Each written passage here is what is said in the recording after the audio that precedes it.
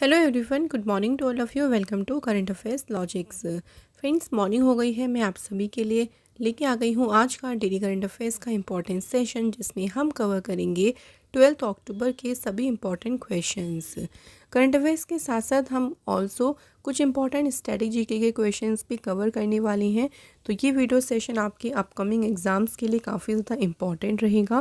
Friends, आने वाले जो भी आपके एग्ज़ाम्स में सभी एग्ज़ाम्स से रिलेटेड हम यहाँ पे क्वेश्चंस कवर करेंगे।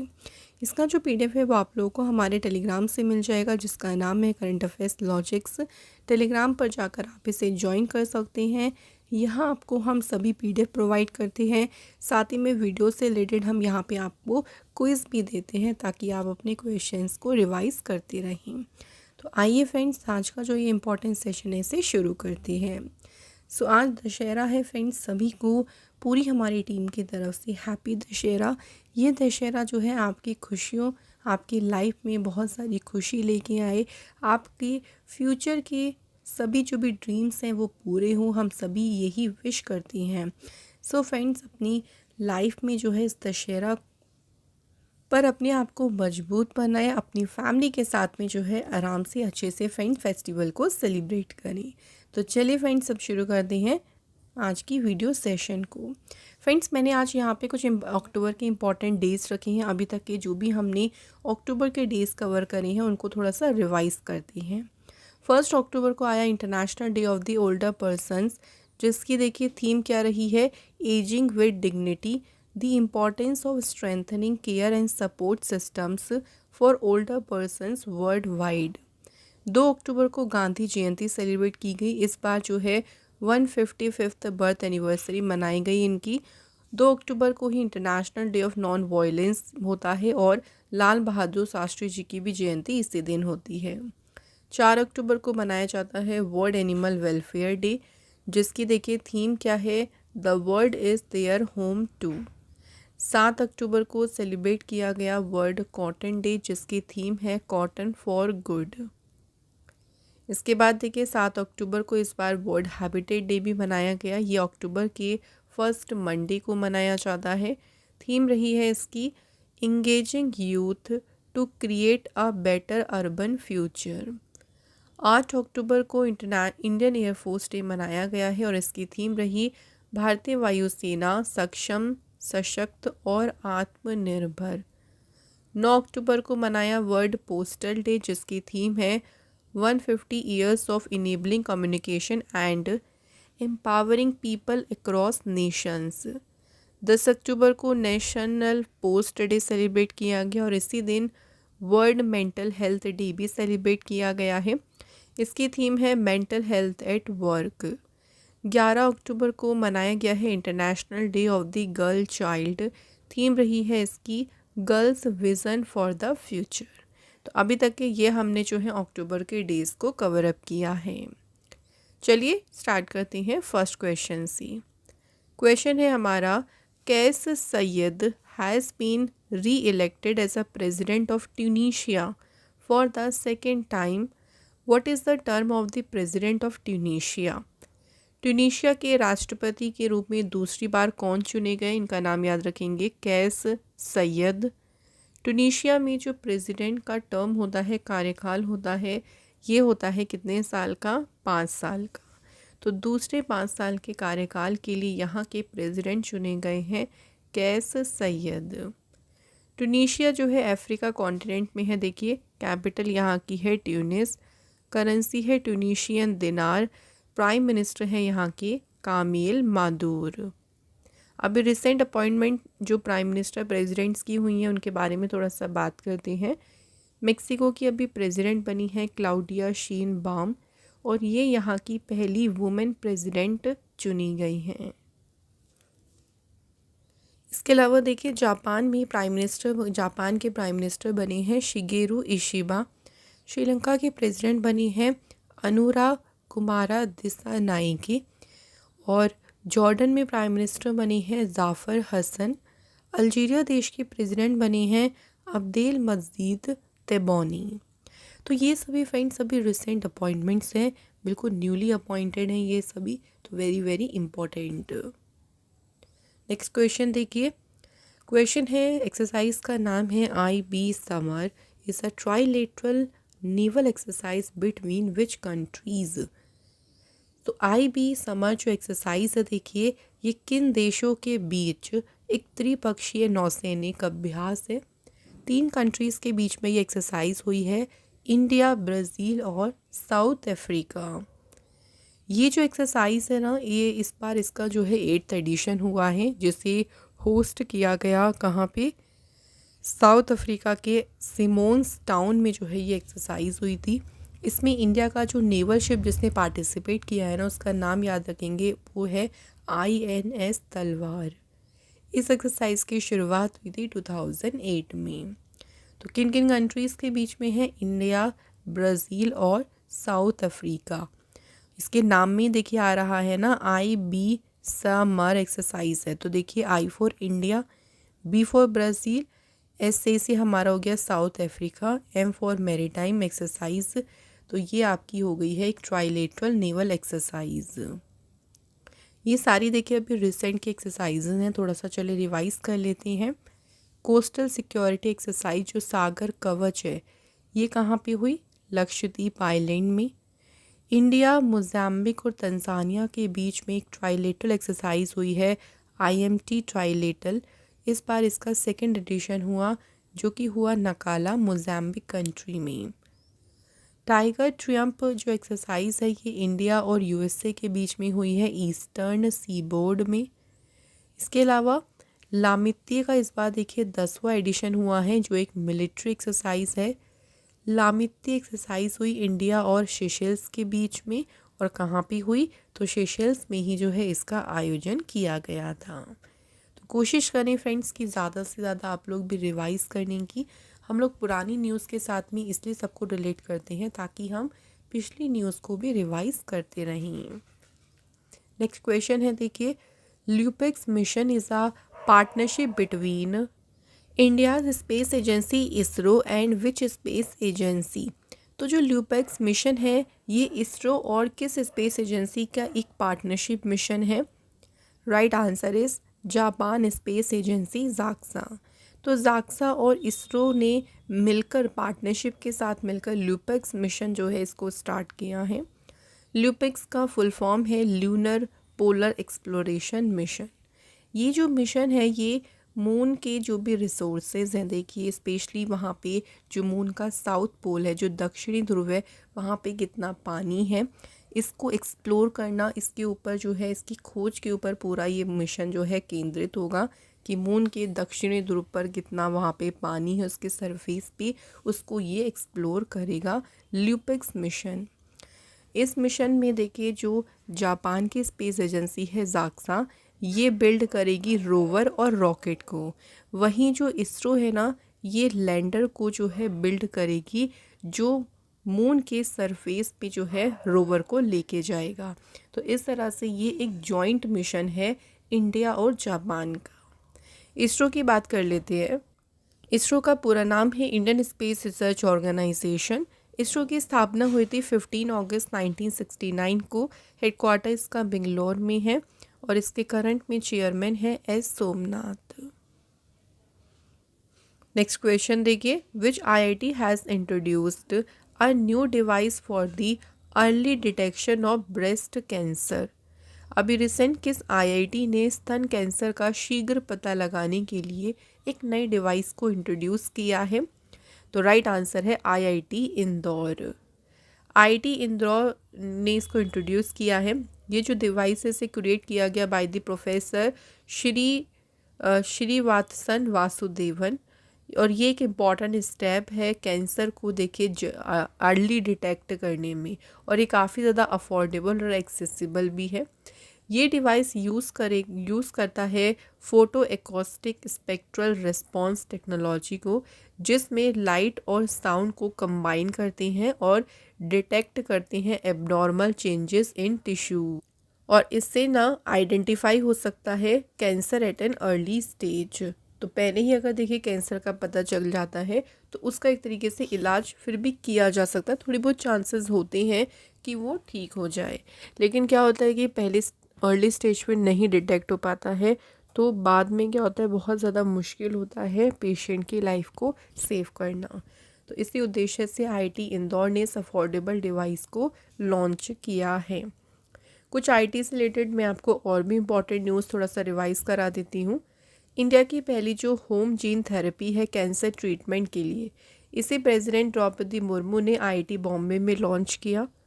आईआईटी जम्मू के प्रोफेसर ने डेवलप किया एक sound based anti drone system को। इंडिया का largest drone pilot training organisation को लॉन्च किया गया है आईआईटी गुवाहाटी में। आईआईटी गुवाहाटी ने असम गवर्नमेंट के साथ, जो असम गवर्नमेंट की आरोहण स्कीम है, और उसके साथ में कोलैबोरेशन किया है। ठीक है फ्रेंड्स, ये न्यूज़ भी क्लियर हो गई हैं। चलिए नेक्स्ट क्वेश्चन देखिए।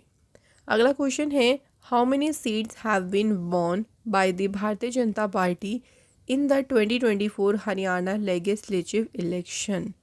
अभी देखिए हरियाणा विधानसभा चुनाव हुए हैं जिसमें बीजेपी पार्टी की जीत हुई है। बीजेपी पार्टी ने कितनी सीटें यहाँ पे जीती हैं? Right answer is 48 seats. तो 48 सीट्स जो है इस बार जीती हैं बीजेपी पार्टी ने और जीत हासिल करी। वहीं जो उनकी मेन अपोजिशन पार्टी है कांग्रेस, उनको 37 सीट्स जो उन्होंने जीती है। इंडियन लोक दल ने जीती हैं 2 सीट, वाइल इंडिपेंडेंट जो है उनके पास हैं 3 सीट्स। हरियाणा की जब से फॉर्मेशन हुई है ना 1 नवंबर 1966 से, तब से देखें no party has been able to win 3 consecutive legislative elections in the state. तो हरियाणा की फॉर्मेशन से अब तक कोई भी पार्टी जो है लगातार 3 बार जो है विधानसभा चुनाव में उन्होंने जीत हासिल नहीं कर पाई है। लेकिन जो बीजेपी पार्टी है, अगर बात करते हैं, ये पहली देखिए पॉलिटिकल पार्टी बन गई है हिस्ट्री में जिन्होंने तीसरी बार जो है ये सत्ता में आए हैं, पावर में आए हैं। ऐसा नहीं कह सकते कि लगातार उन्होंने पूरी तरीके से जीत हासिल करी, क्योंकि 2019 वाला इलेक्शन था उसमें ये इंडिविजुअली तो नहीं जीते थे, बट हाँ जो पार्टीज़ बाद में मिल जाती हैं उसके बाद इन्होंने यहाँ पे जीत हासिल करी थी। तो 3 बार जो है ये सत्ता में आ गई हैं और सत्ता में आने वाली ये पहली राजनीतिक पार्टी भी बन गई है BJP. It won the 2014, 2019 and 2024 legislative assembly elections. ठीक है, याद रखेंगे ये सीटें पूछ सकते हैं कि कितनी सीटों पर जीत हासिल करी, 48। नेक्स्ट क्वेश्चन है, P Venugopal has recently passed away at the age of 82। He was the first person to conduct dash in India. P Venugopal ji की बात करें जिनका अभी हाल ही में निधन हो गया। ये भारत में देखिए हार्ट ट्रांसप्लांट का संचालन करने वाले पहले व्यक्ति थे, पहले पर्सन थे जिन्होंने हार्ट ट्रांसप्लांट को कंडक्ट किया था इंडिया में। एम्स के ये फॉर्मर डायरेक्टर रहे जिनका निधन हो गया। इन्होंने अपने करियर में 50,000 से भी ज़्यादा जो है हार्ट सर्जरीज़ करी है।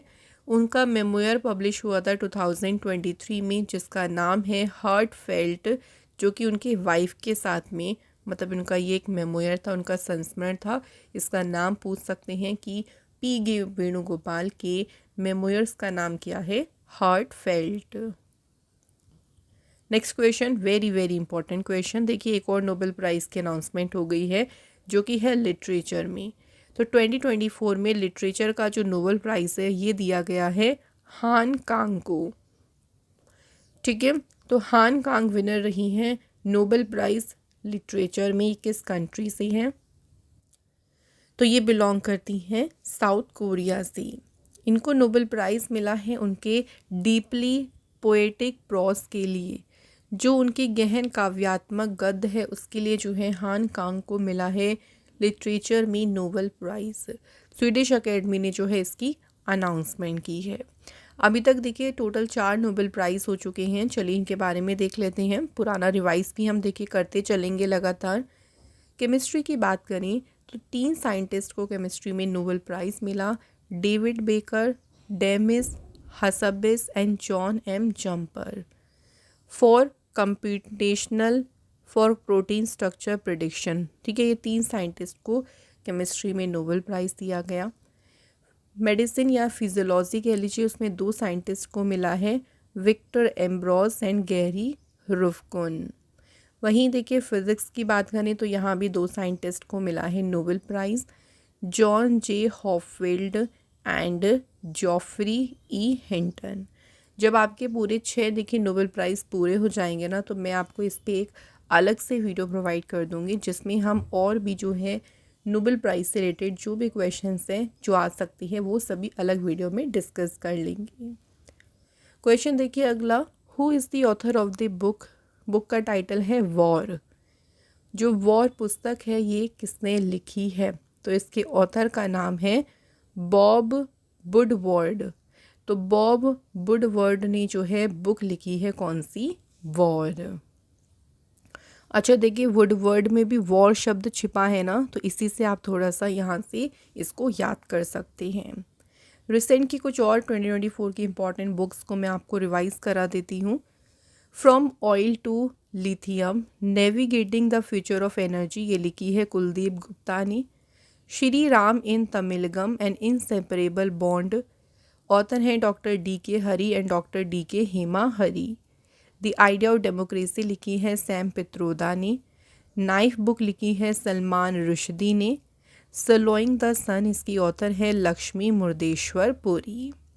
ठीक है फ्रेंड्स, हो गया क्लियर। चलिए नेक्स्ट क्वेश्चन देखिए।